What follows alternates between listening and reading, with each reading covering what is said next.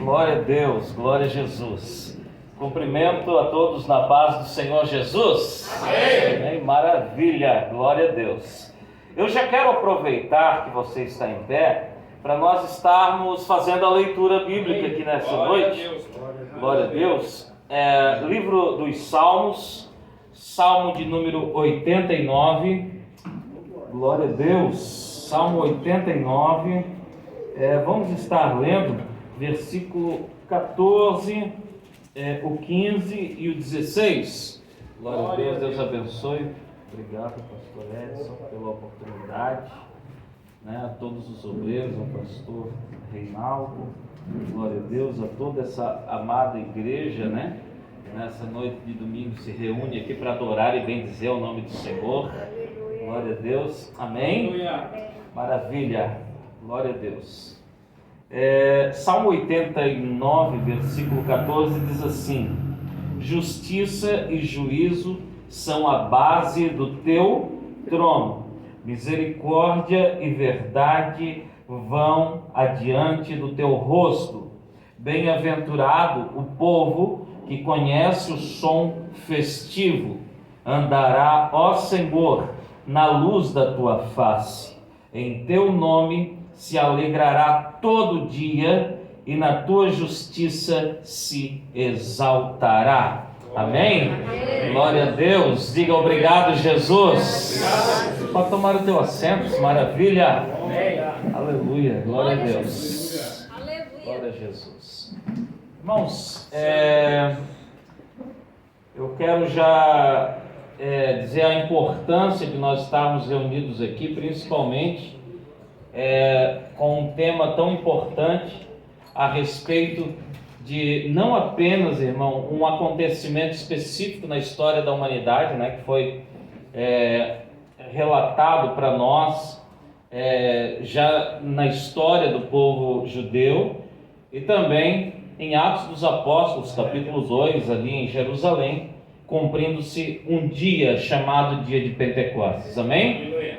Então, a importância, irmãos, de nós estarmos repetindo algumas coisas faz-nos lembrarmos das instruções de Deus para a nossa vida. Amém? Por exemplo, quando nós olhamos aqui Gênesis, no capítulo de número 2, nós vamos encontrar Deus, Ele formando todas as coisas, e Deus criou todo o ambiente, criou o Éden, criou um jardim no Éden, amém?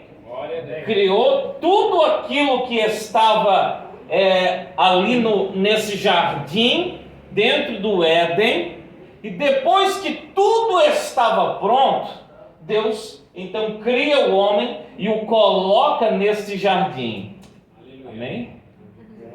Só que o interessante é que quando Deus coloca o homem no jardim, havia dois tipos de vegetação.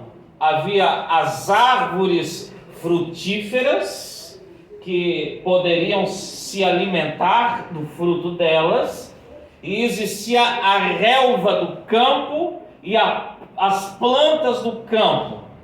E a Bíblia Sagrada diz que um vapor subia da terra para regar tudo isso. Amém? Então, quando Deus coloca o homem no jardim, no Éden, tudo já estava funcionando. O homem não ia plantar algo, esperar aquilo ali crescer para colher do seu fruto. Não, já estava pronto. Porém, Deus deu uma missão para o homem, que era cultivar e guardar esse jardim. Amém?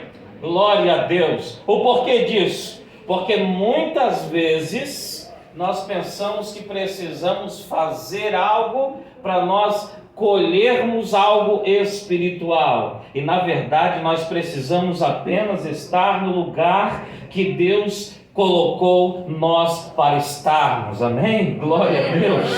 Tudo já funciona naturalmente quando nós estamos no centro da vontade de Deus. Aleluia. Havia no jardim do Éden uma instrução do céu para a vida de Adão. Adão, ele precisava guardar o lugar do encontro com Deus. Ele não precisava fazer muito, irmão, ele só precisava guardar o lugar que ele se encontrava com o pai dele. Aleluia, glória a Deus. Então, quando nós olhamos isso, nós conseguimos entender por que toda a cultura antiga, ela baseava a sua religiosidade, o seu encontro com a divindade, baseada no quê? Na agricultura. Amém? Porque a agricultura, a palavra do latim que foi traduzido para o português, a palavra cultura, culto, cultivar, tem apenas uma raiz, tá bom? Apenas uma raiz. É por isso que as culturas dos povos antigos era baseado na religião, que tinha a sua estrutura na agricultura. Você está entendendo o que eu estou dizendo aqui? Aleluia. E não era diferente Israel. Deus estava trazendo uma instrução para Israel, baseado não numa cultura da agricultura, mas usava a agricultura para revelar o propósito de Deus para Israel. Glória a Deus. Mas Deus, que é sábio e sabia já na eternidade que ia acontecer, e que a própria civilização humana, ela ia sair do campo e ir para a cidade e ter uma rotina de vida diferente da rotina dos povos antigos, Deus estabeleceu algumas coisas que nós deveríamos continuar cultivando. E eu não estou falando de cultivar a terra, eu estou falando de cultivar aquilo que nos foi colocado como instrução, amém? Não tem algumas coisas que é importante nós continuarmos fazendo. Por exemplo, os antigos, mesmo aquele que não era religioso, mesmo aquele que não frequentava uma igreja, na hora da refeição, o que se fazia? Orava, agradecia a comida, né? E às vezes até uma pessoa que se dizia ateu fazia. Por quê? Porque ela sabia que aquilo que estava trazendo alimento trazendo sustento sobre a vida dela, era algo que estava acima das condições dela. Porque se não chover, a terra não produz fruto, irmão. Amém? Glória a Deus. E o que isso tem a ver com nós? Quando o salmista ele vai escrever o Salmo 89, ele vai falar a respeito de algo muito interessante. Ele vai falar a respeito da aliança davídica que Deus fez com Davi, mas ele vem trazer uma mensagem muito importante que eu quero compartilhar com você aqui nessa noite, a respeito da alegria de servir a Deus, amém? Amém. Tem gente que acha que servir a Deus é uma coisa chata, é uma coisa maçante. Não. A alegria verdadeira só encontramos em Jesus Cristo Salvador, aleluia, glória a Deus. Bem-aventurado é o povo que conhece o som festivo, andará, ó Senhor, na luz da tua face. Glória a Deus, aleluia. Em alguma outra tradução está o grito de júbilo, né, a voz de júbilo, mas a tradução vem falar a respeito, sabe do quê? De algo que Deus havia instituído para o povo de Israel, que era as festividades baseadas na agricultura. Amém, irmãos? As festividades, inclusive, o próprio calendário do povo de Israel é baseado na agricultura. Amém? Você já notou que, por exemplo, a Páscoa, todo ano, numa data diferente, nunca cai exatamente no mesmo domingo, né? Nunca cai na mesma data, porque está baseado no calendário do povo de Israel, né? E as principais festividades nós vamos encontrar, por exemplo, aqui no livro de Levítico. Em Levítico, no capítulo de número 23, vem falar a respeito das festas solenes ao Senhor. Todas as festas descritas aqui são baseadas no calendário estruturado na vida agrícola desse povo. Amém, irmãos? E as três grandes e principais festividades, eu acredito que você já deva saber, né? A primeira festa é a festa da Páscoa, né? E nesta festa também estava incluído, né, 7 dias, uma festividade dos pães asmos. Amém, irmãos? Amém. Você está entendendo? Logo, 50 dias depois desta festa, havia a festa do Pentecostes. Penta vem de 5. Pentecostes, 50 dias depois da Páscoa, era comemorada uma outra festividade, que era a festividade das cegas, né? Das cegas, onde as pessoas, mesmo os judeus espalhados em diversos lugares, pelos povos, pelas nações, nesse dia ele trazia os seus primeiros frutos da terra para apresentar ao Senhor. Amém?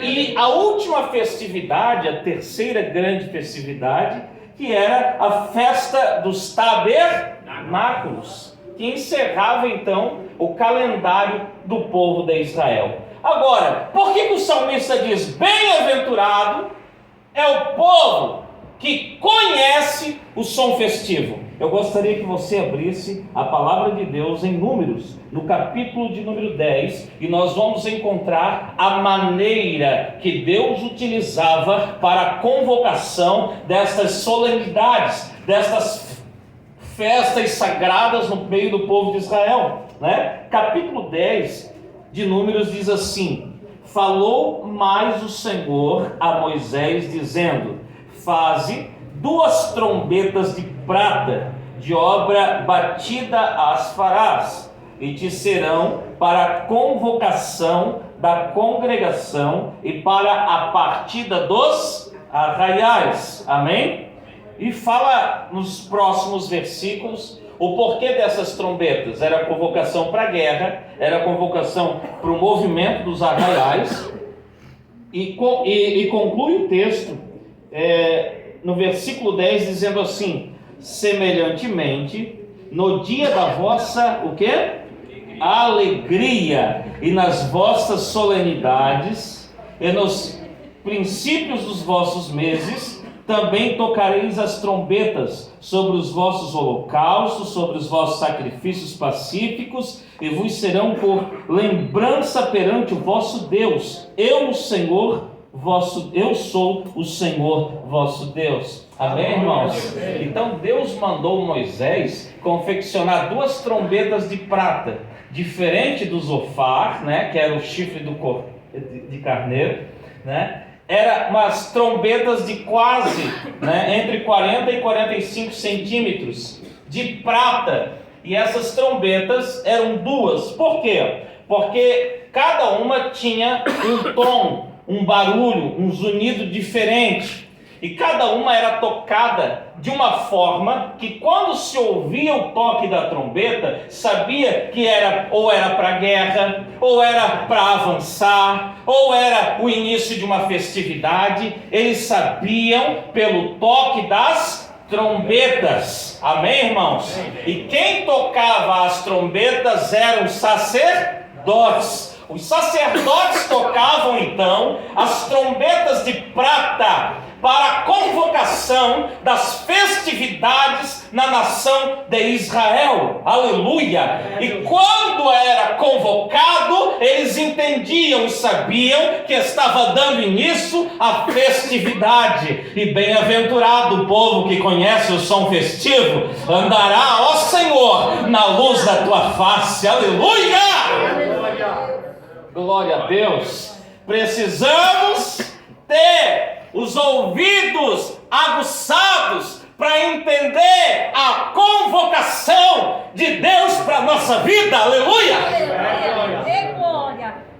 A festividade da Páscoa era a festividade que os judeus comemoravam, registrado da primeira vez, um acontecimento no capítulo 12 de Êxodo, a partida do povo de Israel da terra do Egito, quando Deus liberta Israel através do sangue do cordeiro, que era esparrido, colocado no umbral das portas. E aquele momento iniciava então o processo de libertação do povo de Deus da escravidão. Amém? Aleluia! Glória a Deus! Eu quero dizer, irmão, que Deus ele não se enganou. Deus ele não ficou frustrado, não. Porque a Bíblia diz que Deus sabia de todas as coisas a ponto de revelar-nos que Jesus é o Cordeiro de Deus desde a fundação do mundo. Aleluia! Glória a Deus! Jesus não é o plano B de Deus, não, irmão. Ele sabia de tudo e já está nos revelando desde a consumação e da plenitude dos tempos, amém? Aleluia! Aleluia! Glória a Deus! E Jesus, quando chega para ser batizado pelo profeta João Batista, o João que batizava, eles olharam e ouviam a mensagem. Jesus chega até João. João diz: não, sou eu que careço de ser batizado por ti, Jesus, e tu vem ser batizado por mim. E Jesus revela que essa era a vontade do Pai e o propósito do Pai. Aleluia! Quando o profeta aponta o dedo dizendo: eis o Cordeiro de Deus, o Cordeiro de Deus que tira o pecado do mundo. Aleluia!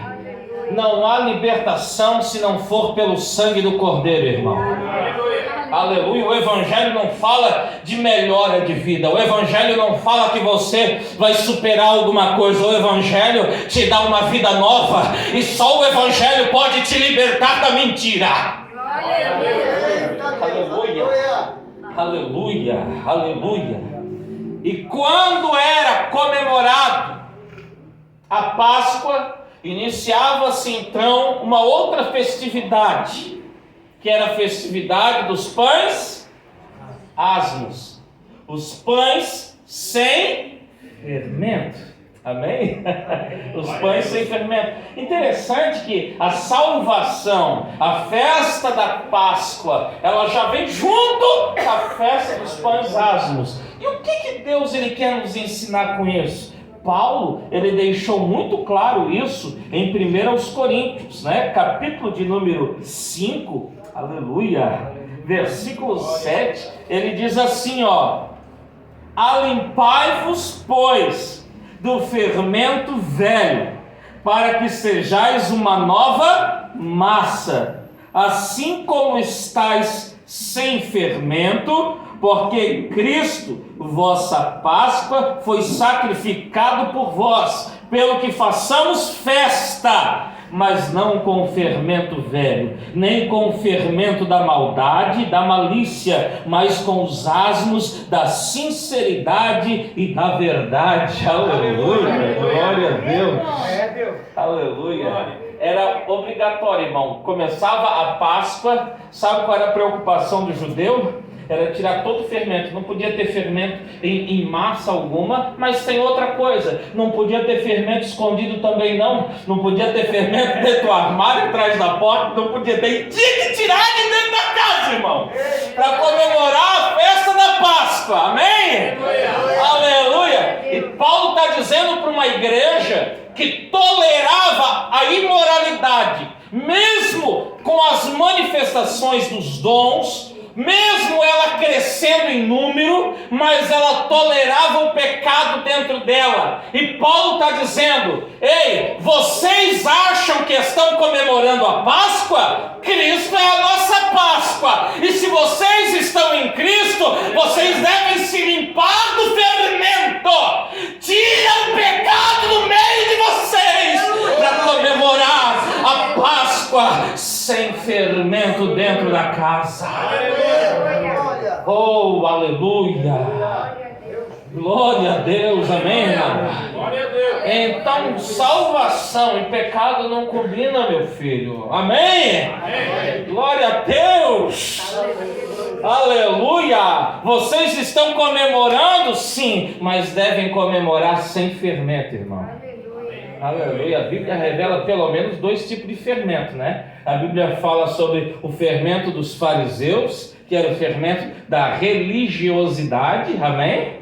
Fermento dos fariseus, né? Que fazia a massa crescer, mas só de estereótipo, né? Parece que é santo, parece que é correto, mas por dentro era podridão. Jesus estava nos alertando: ei, alimpai-vos do fermento velho. Cuidado com o fermento dos fariseus, irmão.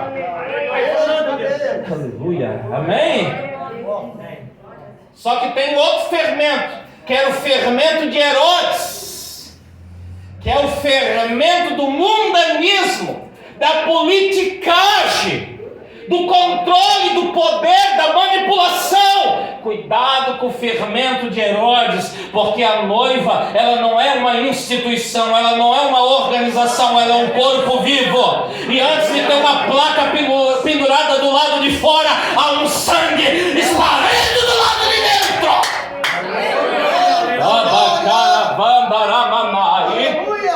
A igreja, ela comemora a Páscoa, sim, mas sem o fermento, irmão. Sem o pecado. Aleluia. Glória a Deus. Amém, irmão? Santo. Glória a Deus. Glória a Deus. Deixa eu falar um pouco sobre o fermento dos fariseus. A Bíblia fala, né? Jesus deixa registrado numa parábola, uma comparação, que um certo homem, ele chegou para orar. E orar é bom ou é ruim, irmão? Hã? É bom, mas não para o homem que Jesus contou a história. Porque ele olhava para o céu e dizia: oh Deus, eu te dou graça, porque eu sou bom demais. Eu sou o cara. Eu jejuo 3 vezes por semana. Eu dou o dízimo. Mas eu não sou como aquele ali, Jesus. Jesus não, né? Está olhando a Jeová, né? Eu não sou igual aquele ali. E Jesus dizia que ele orava a quem? Ele orava a si mesmo. Não tem oração, irmão, que não pode. Meu filho, mas não passa nem do teto do quarto. Ele orava a si mesmo. Sabe o que Jesus está dizendo? O mesmo que a psicologia. Ele estava tentando se convencer que ele era digno de alguma coisa, irmão. E a pior tipo de cristão que é o convencido. Ele ora um monte, ele jejua um monte, mas para os seus próprios prazeres. Ele não se sacrifica pelo Evangelho, ele não se renuncia pelo Evangelho. Ele vai até Deus tentar negociar: ó Deus, eu vou fazer a campanha, mas é para mim me aparecer brilhando em cima do altar. Mas eu vou fazer isso. Ei, quando nós formos orar, que nós vamos no quarto trancado, para que o Pai que vem ao culto nos recompense publicamente. Amém, irmão? Aleluia. Vamos limpar do fermento dos fariseus, o fermento da hipocrisia. Não pode. Mas eu posso porque... É ou não é? Não deve. Mas eu posso porque... Bom, a hipocrisia faz parte do fermento dos fariseus, da religiosidade podre. Amém? Vamos limpar, irmão, porque também é pecado. E o pior pecado é o mascarado. É aquele que parece que é santo. É aquele que parece que é de Deus, que fala representando Deus. E é esse que traz mais desgraça ao corpo de Cristo. Amém? O clássico de quase 100 anos atrás. Fala, um clássico, né? De Hollywood. Um clássico que nunca mais foi gravado. Foi gravado só uma vez, né? Que é o Mágico de Oz. Eu nunca assisti inteiro, mas eu me lembro de uma coisa que era o tal do mágico, né? E tinha uma menina, acho que era Dorothy o nome dela, e ela precisava chegar no grande, o terrível mágico de Oz, o assustador, é ou não é? Mas quando ela chega lá, irmão, é tudo falsidade. A pior coisa que tem é a pessoa: vem pro culto que o paralítico sai voando da cadeira de roda. Daí o paralítico vem. Não, e tem até medo de orar pelo paralítico, irmão. Vem que Jesus liberta. Daí vem o endemoniado. Mas nem para convidar o endemoniado para ser liberto. Sabe o que é isso? É a ilusão, é o fermento do fariseísmo, que parece um sepulcro cairado, bonito por fora, mas podre por dentro. Amém? Amém. Aleluia. Aleluia. Alimpai-vos, pois, do fermento velho. Cristo é novidade de vida, meu filho. Aleluia. Ei, glória! Bem-aventurado é o povo que conhece o som festivo. Andará, ó Senhor, na luz da tua face. Glória. O povo se alegra e Deus se alegra, porque a expressão luz da tua face é o mesmo da bênção araônica, né? Resplandeça o teu rosto sobre nós. Na versão, né, para nós entender melhor, que o Senhor sorria sobre nós. Na luz da tua face, que o Senhor se alegre conosco. Glória a Deus. Aleluia. Amém, irmão? Aleluia. Glória a Deus. 50 dias depois da Páscoa acontecia a festa de Pentecostes. Amém? A festa de Pentecostes. Só que tinha um detalhe. Na festa de Pentecostes, quando eles retornavam a Jerusalém para comemorar essa festividade, eles não podiam chegar com as mãos vazias. Eles precisavam oferecer algo a Deus, sempre oferecer algo a Deus, representando a gratidão por tudo aquilo que Deus havia feito. Havia uma chuva, se não me engano, a serôdia, né? Que chovia, e eles traziam os primeiros frutos ao Senhor. Então não podia chegar em Jerusalém e se apresentar ao Senhor de mãos vazias. Amém, irmãos? Amém. Esta era a festividade da Páscoa, em gratidão ao Senhor. É por isso que nós lemos aqui no livro de Atos dos Apóstolos, né? O livro que registra a história da igreja no começo, no capítulo 2, dizendo assim: cumprindo-se o dia de Pentecostes. Então, o dia de Pentecostes, ele já existia, ele não foi iniciado aqui. Essa festividade já acontecia, e cumprindo-se o dia de Pentecostes, estavam todos reunidos no mesmo lugar, e de repente veio do céu um som, como um vento veemente e impetuoso, e encheu toda a casa em que estavam assentados, e foram vistas por eles línguas repartidas como que de fogo, os quais pousaram sobre cada um deles, e todos foram cheios do Espírito Santo, e começaram a falar em outras línguas, conforme o Espírito Santo lhes concedia que falassem. Aleluia. Amém, irmãos? Esse fato aqui, ele distingue de um outro fato, de uma outra linha a respeito teológica do falar em outras línguas. Uma é a glosolalia e a outra xenolalia. Amém? Aqui é a glosolalia em outro idioma. Tanto é que os versículos seguintes registram isso. E em Jerusalém estavam habitando judeus, varões religiosos, de todas as nações que estão debaixo do céu. Então, em Jerusalém, no dia de Pentecostes, não estavam apenas os que moravam ali na Judéia, estavam judeus de todas as nações ao redor do mundo. Amém, irmãos? E correndo aquela voz, ajuntou-se uma multidão e estava confusa, porque cada um os ouvia falar na sua própria língua. E todos pasmavam e se maravilhavam, dizendo uns aos outros: pois que não são galileus todos esses homens que estão falando? Como, pois, os ouvimos, cada um na nossa própria língua em que somos nascidos? Amém? Aleluia.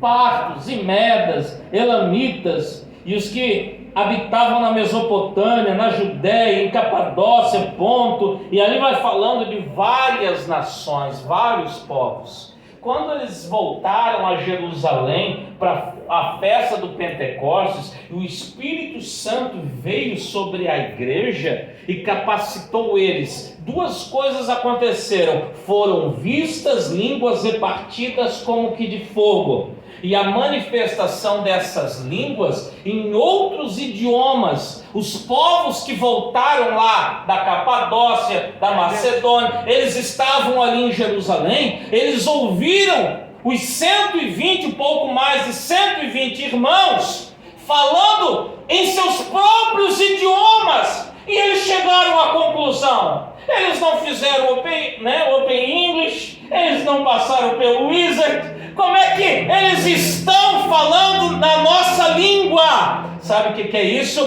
O Espírito Santo estava capacitando a igreja para a obra missionária.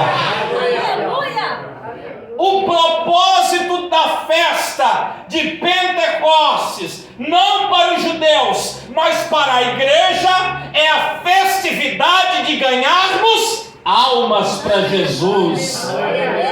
Aleluia! Como posso ter as mãos vazias ao Senhor me apresentar? Poderia. Oh, meu Deus! Volta a pegar, pastor, porque o negócio está difícil. A verdade é que Deus não nos capacita, irmão, para nós ficarmos sapateando. Deus não nos capacita para ficar marchando no meio da igreja, nem para plantar bananeira. Não estou dizendo que você não possa, né? Cabe o pastor decidir isso.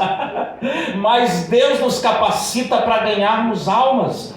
Deus estava dizendo aqui: ficar em Jerusalém até que do alto sejais revestidos de poder. Deus estava dizendo assim, vocês não devem sair antes de ser capacitado pelo céu. E a igreja continua nessa mesma instrução: não vamos dar um passo se o Espírito Santo não nos capacitar para tal obra. Por que está registrado, aleluia, que eles estavam falando em outros idiomas ali? Porque Deus estava dizendo: cada um foi chamado para ganhar as nações para o Senhor Jesus, aleluia. Oh, glória a Deus! A festa do Pentecostes não é a festa apenas do barulho, mas é a festa do propósito de ganharmos almas para o Senhor Jesus. Deus não nos chama para termos o Espírito Santo para o nosso bel prazer. O Espírito Santo foi concedido à igreja com o propósito de capacitá-la para a obra evangelística e missionária. Aleluia. É muito engano, irmão, achar que vamos buscar o Espírito Santo para nos sentirmos melhor, para chorarmos, para nos alegrarmos. O Espírito Santo foi nos concedido, e algo precioso para a obra do Senhor Jesus aqui nessa terra. O profeta Isaías já dizia, revelando o ministério do Senhor: eis que o Espírito do Senhor Jeová está sobre mim, e me ungiu e me capacitou para pregoar as boas novas aos quebrantados de coração. E assim vai falando a respeito da obra de Jesus. Jesus, há 2000 anos atrás, cumpriu seu propósito, mas a igreja, como corpo dele nessa terra, como organismo vivo do Senhor na face dessa terra, precisa também da unção do Espírito Santo para continuar a obra iniciada há 2000 anos através da pessoa bendita do Senhor Jesus. Amém? Deus nos deu o Espírito Santo para nós ganharmos almas para o Senhor Jesus. Jesus disse que só tem alguém que convence o homem, né, o mundo do pecado, da justiça e do juízo. Quem que é esse? O Espírito Santo, meu filho. Aleluia. Aleluia. Por isso que Paulo, ele já dizia, olha, eu fui ter com vocês, mas eu não fui em palavras persuasivas de sabedoria humana. Ele poderia, ele era um intelectual, mas ele foi em demonstração de espírito e de poder. Aleluia. Aleluia. É por isso que nós não podemos, como ministros de Deus, se preocupar se você está chorando ou se você está rindo, se você está quieto ou se você está pulando, porque tudo isso são manifestações da alma. A nossa pregação precisa entrar no teu espírito. É no espírito humano que o Espírito de Deus vai revelar e te transformar a ponto de você dizer: eu sou filho de Deus. Glória a Deus. Amém, irmão? Amém. Aleluia. E a última festividade era a festa dos tabernáculos, onde se tocava as trombetas, né? A festa das trombetas. 7 dias o povo saía de dentro das suas casas e iam até os desertos, né? Inclusive há judeus ortodoxos que eles não vão ao deserto, mas eles montam uma tenda na frente, no pátio, no quintal da sua casa, nessa festividade. Por quê? Porque eles ficavam 7 dias dentro de tendas, com o propósito de relembrar toda a passagem de Israel pelo deserto e comemorar dizendo: Deus nos deu uma terra para habitarmos, uma morada permanente. Amém? E era nessa festividade que iniciava com o dia da expiação, quando o sumo sacerdote ele entrava no lugar santíssimo para apresentar um sacrifício pelos pecados seus e pelos pecados do povo de Israel, dando início a um novo calendário, não mais com os pecados antigos, mas eliminando o pecado anual do povo de Israel. E nessas tendas que o povo ficava durante essa semana, o avô contava para o neto sobre a história de Israel quando passava pelo deserto, dizendo: olha, meu neto, os nossos antepassados, eles passaram 40 anos do deserto, e sabe quem sustentava eles? Quem, vovô? Era o nosso Deus. Como assim, vovô? Eles plantavam o quê? Eles não plantavam nada. Eles só cuidavam de ser guiados pela nuvem da glória de Deus. Arabassura mandarai. Porque Deus mandava maná todos os dias para que o povo se alimentasse e não morresse. Vovô, mas quem fabricava as roupas deles? A roupa, meu neto, crescia junto com eles. As sandálias não desgastavam, as roupas não rasgavam, porque Deus cuidava do seu povo. Aleluia, aleluia. Amém? E essa cultura, lembra que eu falei? E essa cultura passava de geração em geração. e a identidade, o propósito e a instrução do céu permanecia intacto no meio do seu povo. Deus precisa enxergar em nós um povo que entende para onde está indo, que saiba o que está fazendo, que conheça quem é. Aleluia. Urabasobarai. Em breve, irmão, o toque da trombeta acontecerá. Paulo, ele fala-nos, aleluia, no capítulo 15 de 1 aos Coríntios, em Tessalônica 4,16, ante ao toque da última trombeta, porque a trombeta soará, os que morreram em Cristo ressuscitarão primeiro, depois nós, os que estivermos vivos, seremos transformados para estarmos sempre com o Senhor. Aleluia, aleluia, aleluia.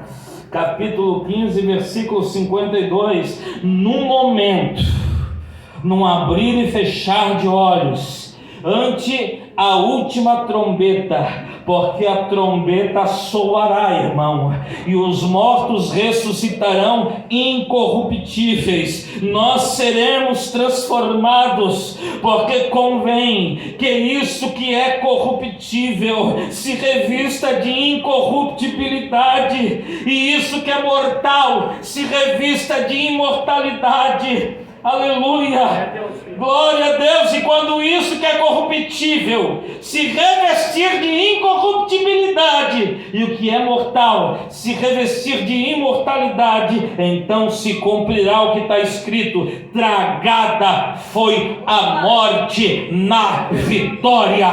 Onde está, ó morte, o teu aguilhão? Onde está, inferno, a tua vitória? Aleluia. Aleluia. Eu almejo esse dia, irmão. O toque da trombeta de Deus nos chamando. Aleluia. E lá na eternidade nós vamos lembrar, nós vamos dizer: valeu a pena. Valeu a pena cada lágrima, valeu a pena. Valeu a pena cada calúnia, valeu a pena cada sofrimento, valeu a pena cada renúncia, porque nós passamos pelo deserto e nós vamos habitar sempre e para sempre com o Senhor. Aleluia. Aleluia.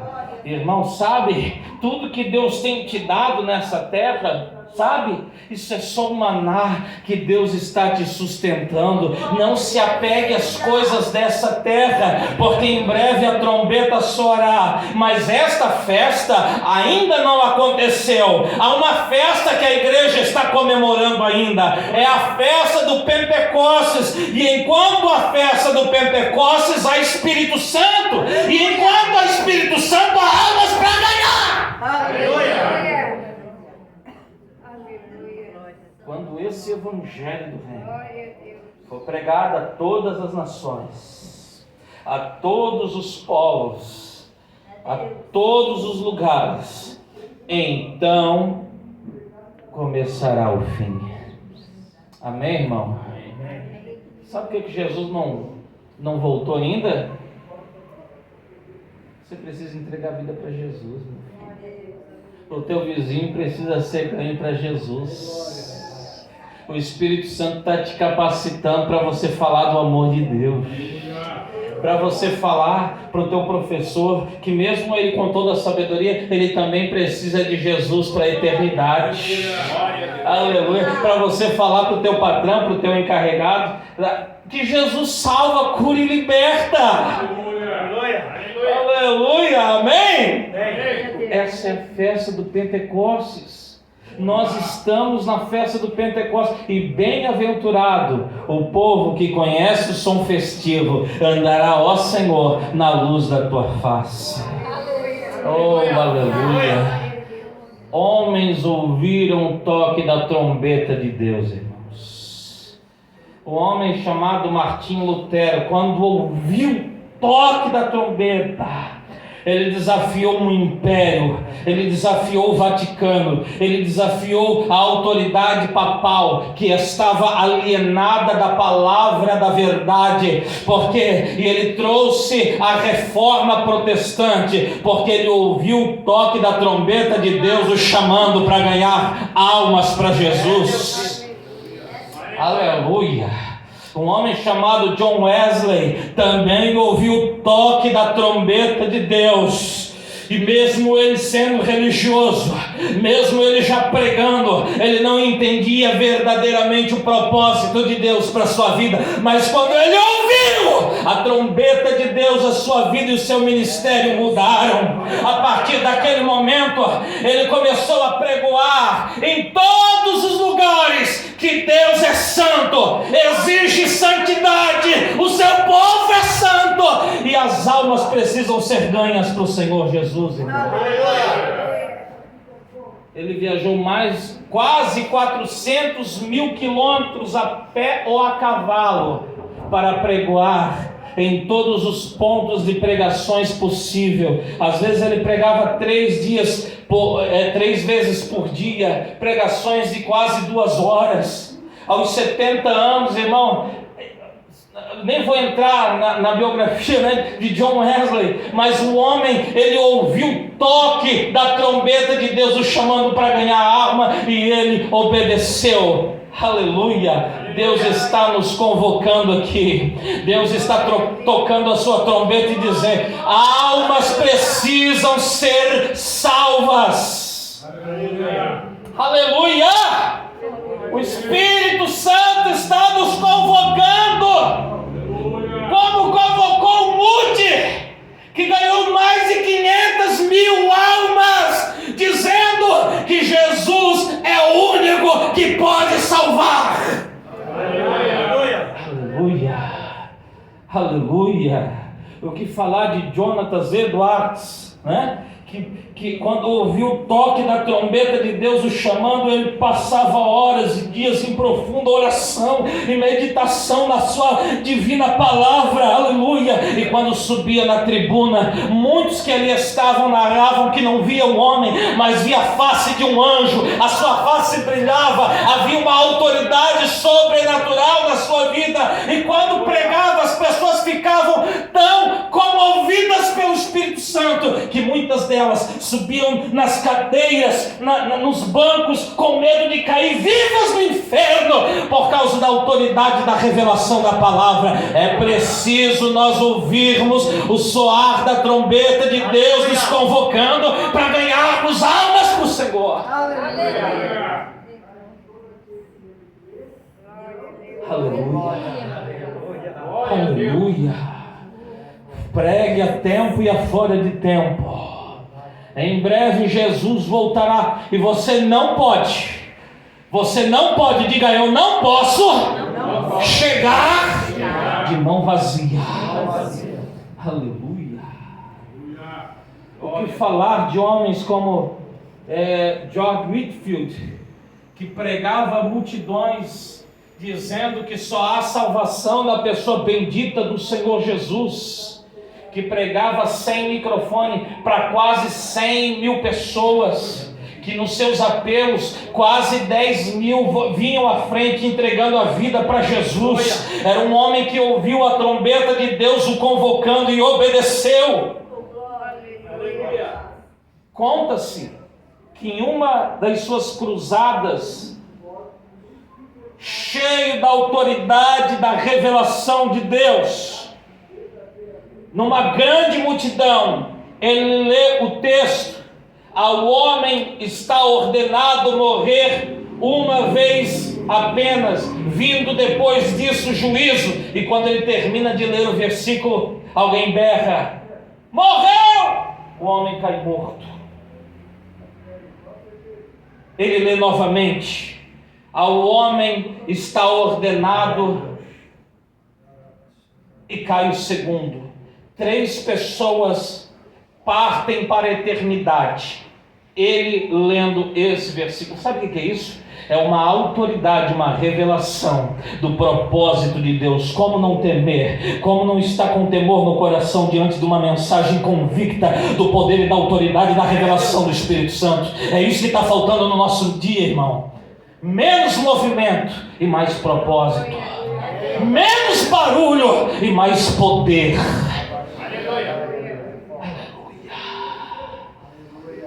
A gente quer convencer todo mundo com A, com mais B, mas a gente precisa ter a revelação e a autoridade do propósito e da palavra de Deus. Aleluia, a instrução, a cultura do céu precisa estar na nossa vida para nós ministrarmos aos outros. Amém? Fique de pé em nome do Senhor Jesus.